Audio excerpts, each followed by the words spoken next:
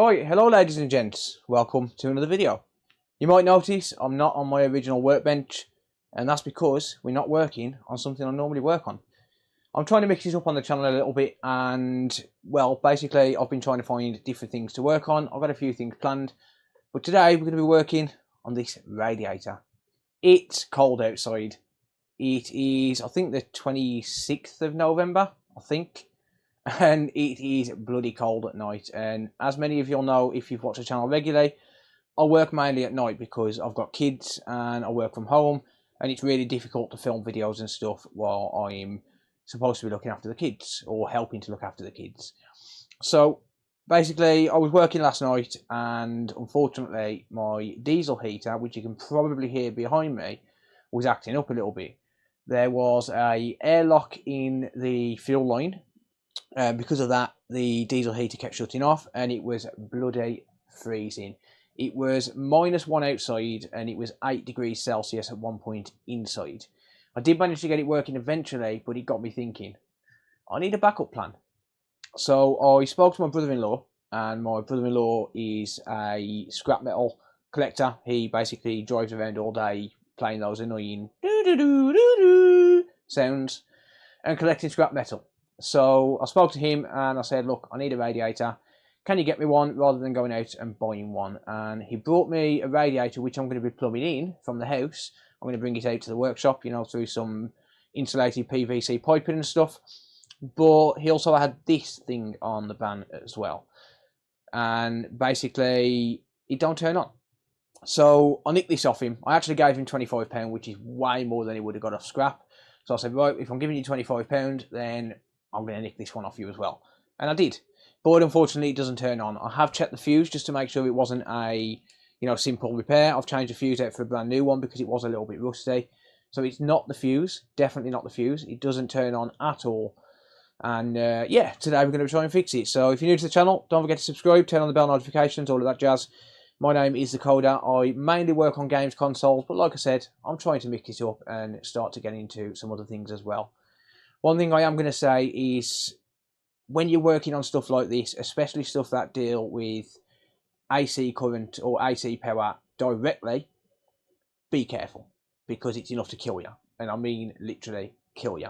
I'm going to make sure that everything I do today is going to be as safe as I possibly can, but I'm not an expert on these. I've never worked on an oil filled radiator in my life, so don't use this as a guide. I'm probably going to be doing this completely wrong. So this is a bit of a ghetto setup. Like I said in my last video where I punched the shit out of a TV, this is a temporary setup. It's not a permanent workbench. This is going to be part of shelving, but while I'm still building it, or while I haven't got time to carry on building it, I'm using it as a little workbench to work on some bigger things that wouldn't fit on my normal bench. So yeah, it's a little bit of a ghetto setup. You might notice if you watched the last video that the lighting is a little bit better in here now. And that is because right now I'm using the 65-inch TV that I catastrophically broke after repairing it. I'm using that as a studio light, because why let it go to waste? Let's just have a look at what's going on with this, shall we? I've already checked the fuse. That is the first thing I always do if I get no power on something that's got a fuse, is always check the fuse. The fuse that was in there was a little bit sort of going rusty. So I did think it might have been that. I thought it might have been a simple fix, but no, apparently not. But as you can see here, if I switch this on, and I can do any configuration I want on the timer and things like that. But if I switch it on, try and switch it on or whatever, it's not switching on at all. So, well, basically it's dead. It is completely and utterly dead. So, configuration 1, configuration 2, configuration 3, absolutely no signs of life at all from it, so it's got to be something inside. So yeah, we're going to get it apart and see what we can do, but like I said, please be careful. You're working with main AC power here. Do not put your hands anywhere near a live cable. So for example, when I open this up here, we're going to have a live exposed cable. Even though it's not working, if it's plugged in, we're going to have an exposed cable which is connected directly to 240 volt mains. Well, 110, 120, 230, 240. It's actually 230 in the UK now, I think. But yeah, please be careful. I have RCBOs on every single circuit in my house and in the workshop. The house has got an RCBO connected to a 40 amp breaker, which is coming into the workshop, and then from there I've also got RCBOs in here. It should be protected. If I do accidentally touch a live wire, it shouldn't injure me, and I say shouldn't because, well, technology can fail, right? So yeah, just be careful. That's all I'm saying. But yeah, I'm going to get it apart. I am going to unplug it for now, just while I'm taking it apart. I don't want to cause any unnecessary risks. I know that there's a couple of screws on the bottom, but I'm just going to have a look under here. And yep, there's a couple of screws up the top here as well. So there's one there and one just under here. Yeah, that just pops off. That's fine. Cool. So I've got a couple of Phillips screws just here. And I'm wearing gloves because, well, I have cleaned this, but it did come off scrap. And not only that, I've got this little thing where I just cannot stand grease and oil and, well, any kind of substance on my hands, really. And it makes me feel like I want to peel my skin off if I actually do it. Oh, God, there we go. Okay. So, yeah, I'm wearing gloves because, you know, there's probably not going to be any grease or anything down here, but I don't want to touch it anyway. It come off the scrap. I don't know where it's been. Okay, so one of the feet have fell off the wheels. Fairly simple to get into. 4 screws, nice. Alright, so it's a little bit awkward for me to actually get a good enough view here, but yeah, okay, so what are we dealing with here? So like I said, you've got to be really careful, especially when you're working with AC power, but this is isolated. I can't see any capacitors or anything, you know, anything that's going to cause. So what we've got going on here, we've got the power coming in through this cable here, and it's earth to the main body. We've got the live and neutral coming up. That's going to be brown and blue, which are the standard colours in the UK. So that is coming, where's that coming to? Oh, it's been coupled off, okay. So I've got these wire nuts here, which are coupling that off. Okay, so that's coupling the neutral. Neutral's going straight to here, so we've got no isolated neutral. And it's also coming up here to this timer. So it comes into the timer first, right? And for whatever reason, they've changed the colour coding after the wire nuts. So we've got a brown, which is coming... In fact, I think I need to just cut this cable tie here. Let's just do that, just so I can separate these wires. I'm going to be careful not to nick into the wires themselves. That's better. Right, so we have the main power coming in here. Okay, so neutral splits off to here, which is, I assume, the actual heating element itself. But it also goes up to this timer module. The live, that goes into here and it comes up here. So it's this wire here. Let me just break this one off as well. I can always put new cable ties on to keep it all strapped in. There we go. Okay, and that's coming into the transformer here, into number 3, and out to number 4. Sorry, not transformer. What am I thinking? Into the timer and out to number 4. So the initial fault could lie with the timer. So what I think I need to do is bring my multimeter over here and see if we've got power coming out of the timer. But what I could also do is just completely disconnect this and just bridge these wires just so as it bypasses the timer. So it's coming out of the timer into the thermal cutoff switch. So I need to, well, I assume it's a thermal cutoff switch just down here. You're not going to see that very well, but it looks like a thermal cutoff switch. Let's just disconnect that. I could probably bring this over to the bench actually, but I'd have to disconnect all of the wires. Right, I assume that is a thermal cutoff switch.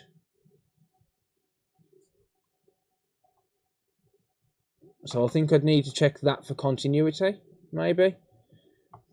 Or a thermal fuse. I'll say thermal cut-off switch. Thermal cut-off switch, thermal fuse. I'm assuming it's some sort of a fuse. And that is going to...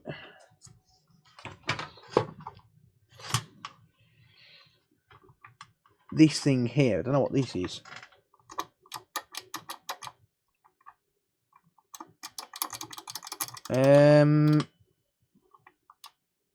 Actually, I think I might. I think this is probably trying to think of the name of it. I think this is probably some sort of like, it's to detect the orientation to make sure it doesn't fall over. So it could be that. I mean, it could be anything really. But the first failure point is probably going to be this, well, I'll say probably, it is going to be this timer, right? So, I think I need to check and make sure I've got voltage coming to the timer and coming out of the timer. And then I need to make sure I've got voltage coming to this, I'm going to call it a thermal fuse.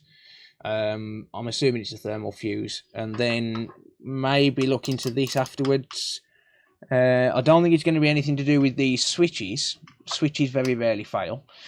So maybe this is just not resetting. That's always a possibility. But yeah, I think I've got something to go on here. I think. I really don't know much about these at all. I mean, I can trace the wires and things like that, but you know, other than that, I don't know. But like I said, please be very, very careful. This is all AC power. There is no DC power coming through here at all. This is all running on AC. So any tests I do, obviously I need to make 100% sure that nothing, for example, the live here can't touch the body of this, even though it is painted.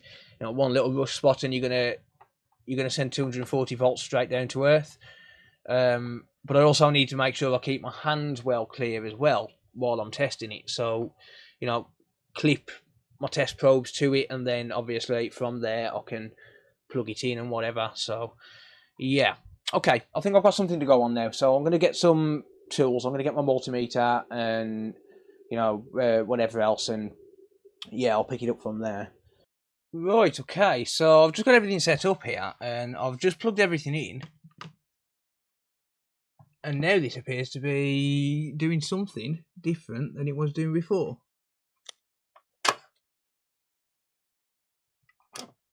So I can hear the timer going. The timer's ticking now. It wasn't before. I'm going to be very careful here because this is plugged in. So you're not going to hear this on the mic, but I can hear it ticking like the timer's going around. I think that's because of this. Because of this balance detector doohickey. Whatever the hell you call it. Maybe someone in the comments will know. Right, one thing I am going to do real quick is just, well, first of all, turn it off. Just make sure I've got no AC power going through it. And I am going to grab my neutral. So I'm going to connect to neutral. It's a common neutral, so I can just literally clip it down here. This is unplugged right now. I've got a crocodile clip on that, completely isolated from me.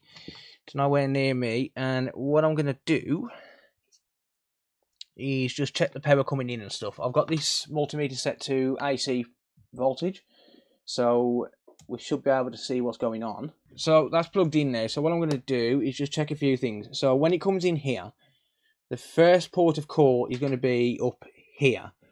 So that goes to, and I've got to be very careful here. So that's going into number 3.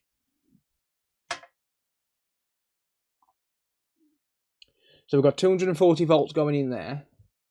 Okay, so it is 240 volts. I mean, it's plus or minus 10%, so yeah. So do we have anything coming out of there?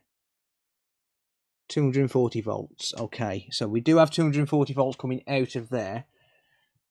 And the next place it's going to go to is this thing here.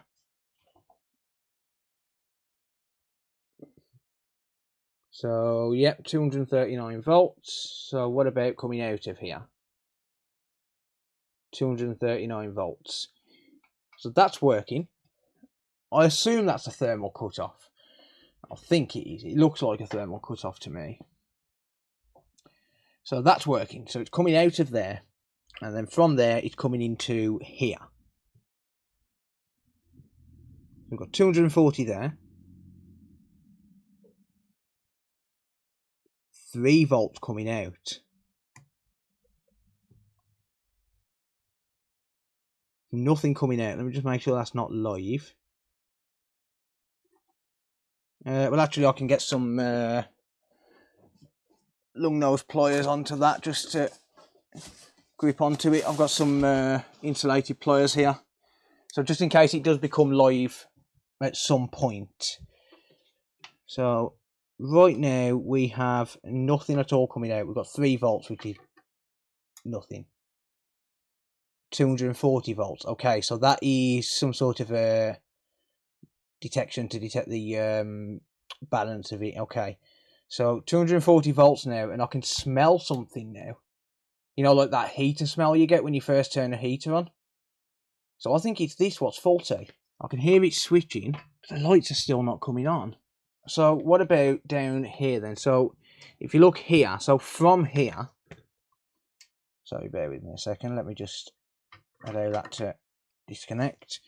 So from here, it's going to these switches here.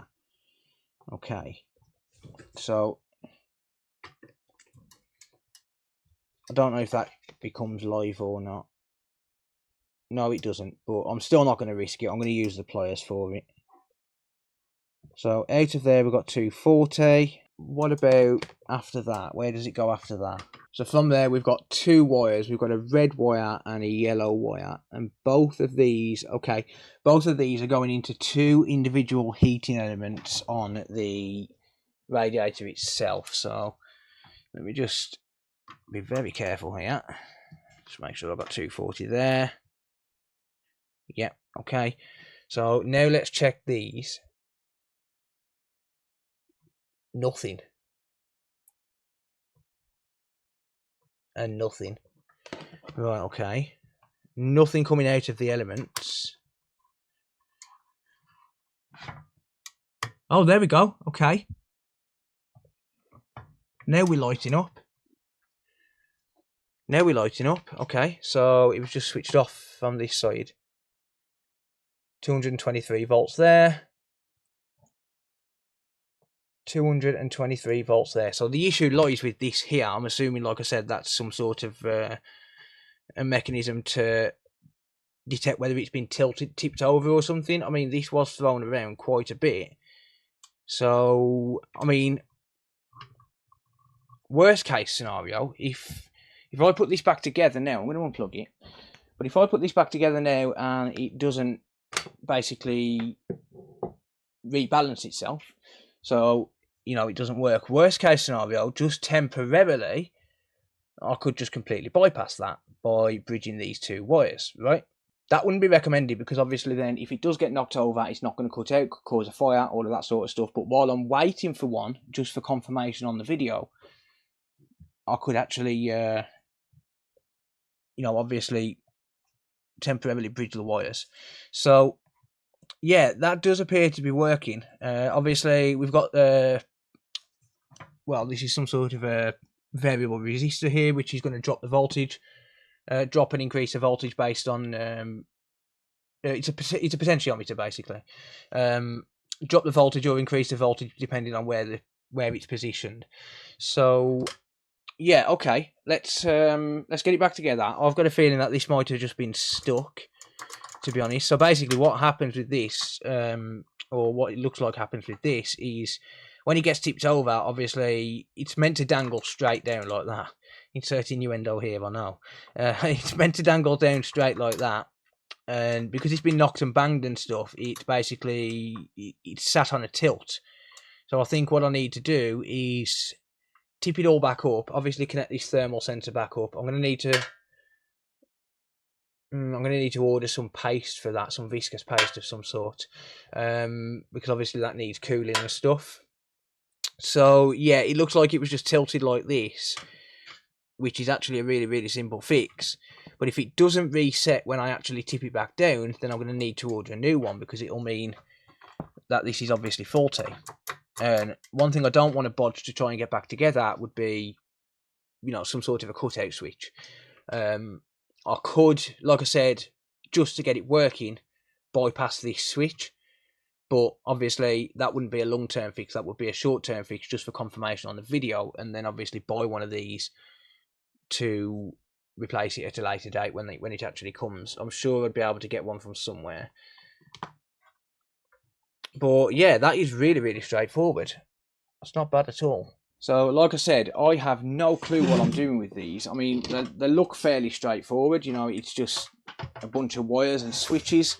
And then obviously it goes from there to the heating element. But other than that, it looks really, really straightforward. One problem I'm noticing here is that the screws or the bolts for the feet are very loose. And one of them has already fell off, and it fell off earlier on as well. So what I'm going to do, just for the time being, to make sure that this is sitting straight and stuff, I'm going to take these completely off. And then once I know it's sitting flat, because I know that this desk is completely level, so once I know that it's sitting flat, I can put the feet back on. Obviously, the metal on this here is going to get hot, so you really do not want to be leaving the feet off. In fact, I can probably just put them back on. But okay, I heard that reset then, so I think it could just literally be the fact that, number one, the feet are loose, which means the radiator's not level, and number two, maybe it's been knocked around because it has obviously had a bang. There's a couple of dents in it, you know, there's one there, there's a couple on the sides and stuff, which is fine. It's not going to, or at least it shouldn't hurt the radiator itself. I really need to cable tie those wires back up, don't I? Unfortunately, I don't have any cable ties right now, so what I'm going to do is just pretend I didn't see it. I will cable tie them before it gets used, but not right now, because I need to find some. I have got some, I just need to find them. Okay, that one's secure. I could do with another pair of grips just to make sure they're tight. I can do that at a later time though, that's not a major issue right now. So I'm hoping that literally just resetting that cut-off switch thing is going to get this working. Realistically, it should. I mean, I smelt it heating up. You know, there's a distinct smell to, obviously, you know, heaters and stuff, especially when they haven't been used for a while. There is a very distinct smell. Okay, that's starting to spin from the other side.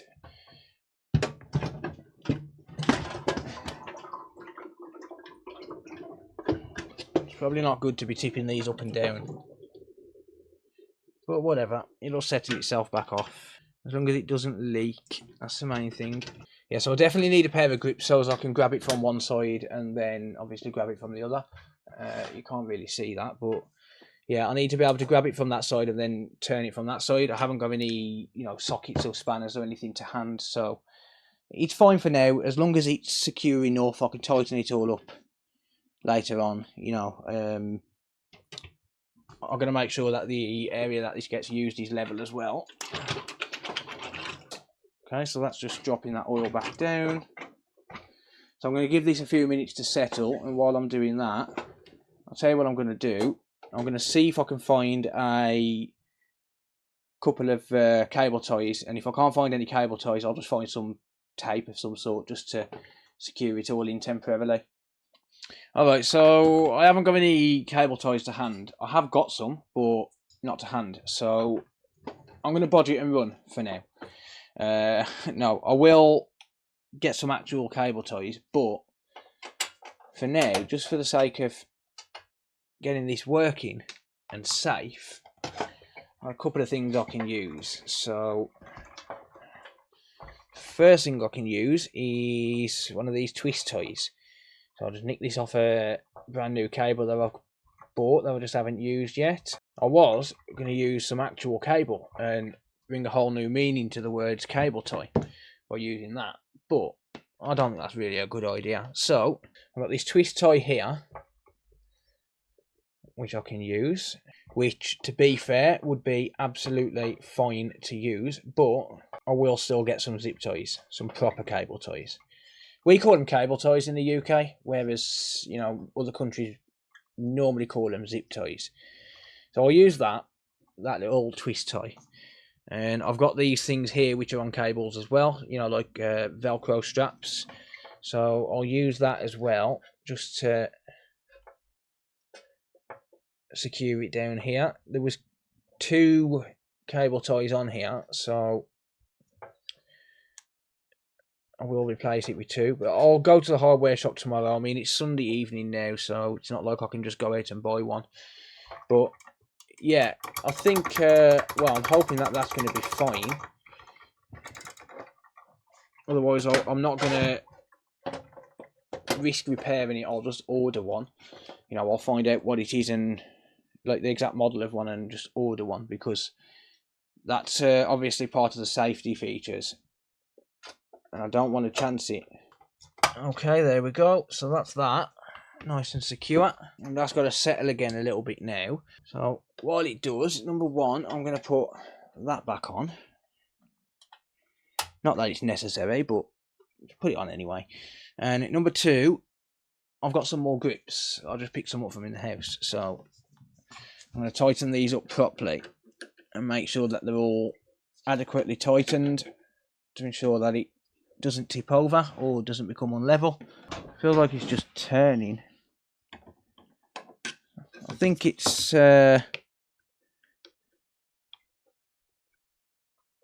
it's tight there. So this still needs a bit of a clean as well, but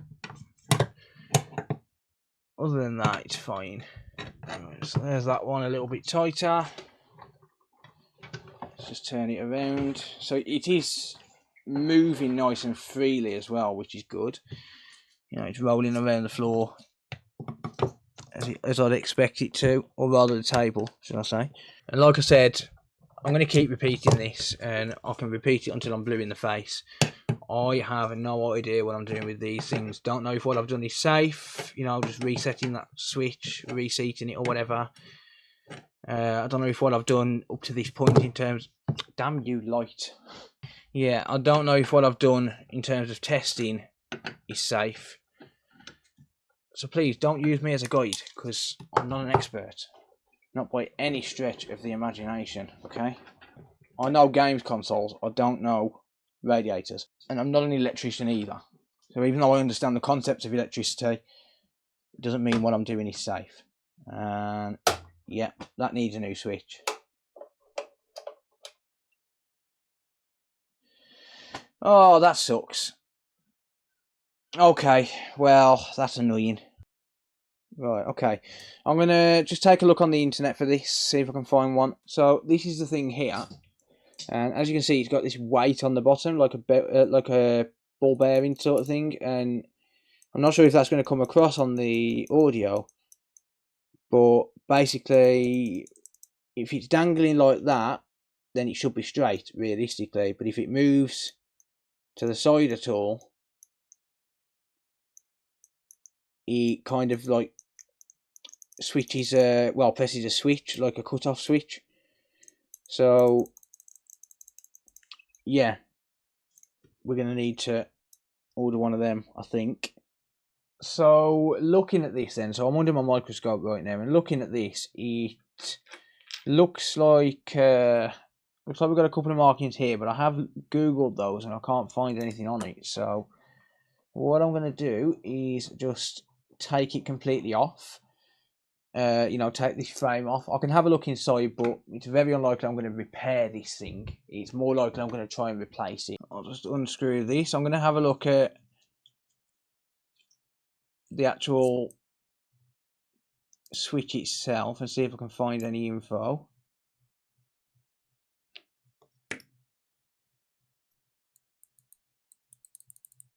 Right, okay. Actually, so if that's there, yeah, so when this moves, it obviously activates this micro switch here. I don't think there's anything wrong with the switch itself.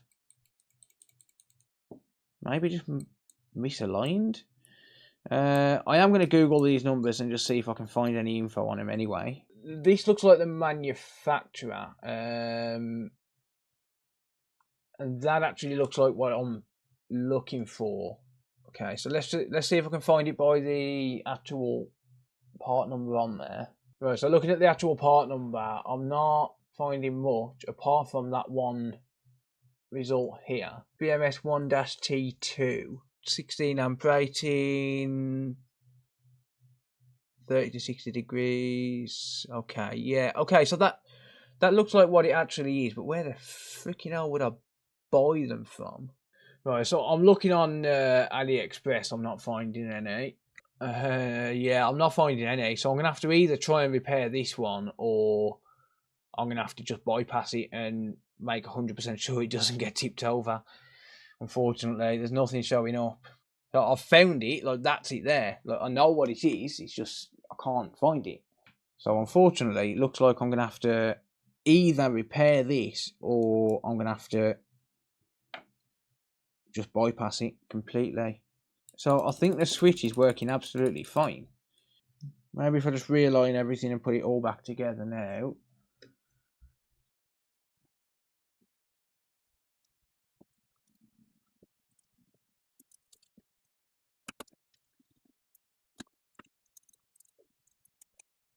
So it looks like this might be coming loose as well. So yeah, if I can't get this working, I mean, it looks like there's absolutely nothing at all wrong with the switch itself. But the switch itself, I think, is fine. Okay, so two things here, two scenarios. Either this works, or it gets bypassed. So if I just go into continuity mode here, and if I just connect one of those probes to there, the other probe there. Okay, so that works. And I push on it and it shuts off. Side to side.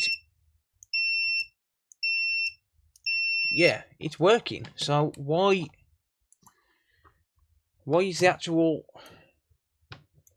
thing not working? Like, that don't make any sense. So unless something else has just gone wrong, or I forgot to connect something up, which I don't think I have, then it should be working. Okay, now it is. Right, the lights are on, but no one's home. Ha! So it looks like I've just reset it.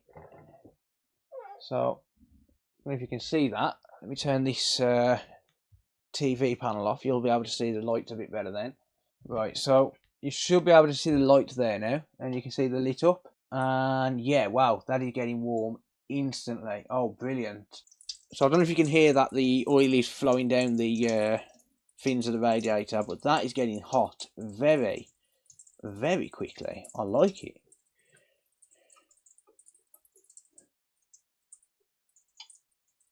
Okay, and that shuts off. Yeah, it shuts off when it gets up to temperature. Good. Okay, that's working. That switch works. That switch works. Put it onto timer. Okay, so that's off. And that's on. Good. Okay, the timer's working as well, so I can set that to come on in the morning before I come into the office. Good. And probably just have it turning on in like hour intervals sort of thing. But that is working brilliantly. That is very warm. I'm going to get my thermal cam. Okay, I've got my thermal camera here, and I say mine, but I use that term very, very loosely. I would normally use my P2 Pro, which is an absolutely fantastic thermal camera, but now is a good time to mention that we are very, very close to 100,000 subscribers on YouTube. And that means giveaway time! Sorry, I tried to be like Electro Boom then. But anyway, giveaway time. 100k subscribers. Thank you so much, everyone. I know we're not there quite yet, but we are very, very close, and I really do appreciate it. So if you're not subscribed, get subscribed, because I'm giving this bad boy away. This is a Flare 1 USB Type-C thermal camera. So iPhone users, sorry, you're out of luck, you're not going to be able to use it. But if you've got a USB-C phone, then you can. And this thermal camera, yes, it's not as good as my P2 Pro, but it's still a decent thermal camera. And basically, I'm going to be giving this away to someone in a giveaway video as soon as we hit 100,000 subscribers. So make sure you get subscribed if you're not subscribed already. I would really appreciate it. But yeah, this is going to be given away along with one of these extension cables. So I've got this connected up to my phone right now, so I can load up the Flare 1 app, just like that. And basically that's got a USB Type-C extension cable. I'll give one of these away as well. I'll give you a pink one, I'll give you a black one, or I can give you a white one. Doesn't really matter. Doesn't make a difference to me. But yeah, there we go. Right, so unfortunately the Flare thermal camera's dead, so I'm gonna have to use my P2 Pro, which is fine. The P2 Pro, I'll leave a link in the top pin comment to this if you do want to buy one of these. These are absolutely fantastic thermal cameras. I would highly recommend these ones. I don't use this on my phone normally either. So let's go iron red. So I will record my screen just to show you this. Okay, so we're recording here. And if I get it in the right orientation, you'll see, yeah, 92 degrees Celsius, 93. Wow, that gets hot. Wow, that is very, very hot indeed. So yeah, you can see the heat distribution on it, and it looks nice and even across all of the fins. Is that really nearly 100 degrees Celsius? Let's go for that. There we go. I think it actually is. Wow. 103 degrees Celsius at the hot point. That, I bet he's using an incredible amount of power. That's unbelievable. But yeah, we've got some nice even distribution on the heat there. You know, it looks around about the same on the top as the bottom, and then obviously the fins are going to be lower because they're thinner, and yeah, there's less places for heat to transfer. But wow, that is incredible. Yeah, it's working. That is absolutely fantastic. I am super, super happy with that. So yeah, there we go. I know the lighting's changed. I'm not going to set it all back up again now. It's pointless. But yeah, it looks like the only issue with this was that that micro switch, you know, for balance and stuff, to make sure that the you know, the radiator stood upright, was kind of stuck by the look of it. And obviously by taking it all apart and stuff and taking the weight off the bottom and then resetting it, it's working fine. And I am more than happy. So that's going to be it for this video. Thank you very much for watching. I really do appreciate it. Like I said, don't forget to give the video a thumbs up and subscribe if you're new to the channel. I am edging closer to 100k, and I'm going to be giving away a Flare thermal camera when I do get there. So other than that, thanks very much for watching. Please check out some of the other videos on the channel if you're into this kind of thing, if you're into repairing stuff, and I am going to be doing a lot more different stuff going forward as well. So that's going to be it from me. Thank you very much for watching. Bye for now.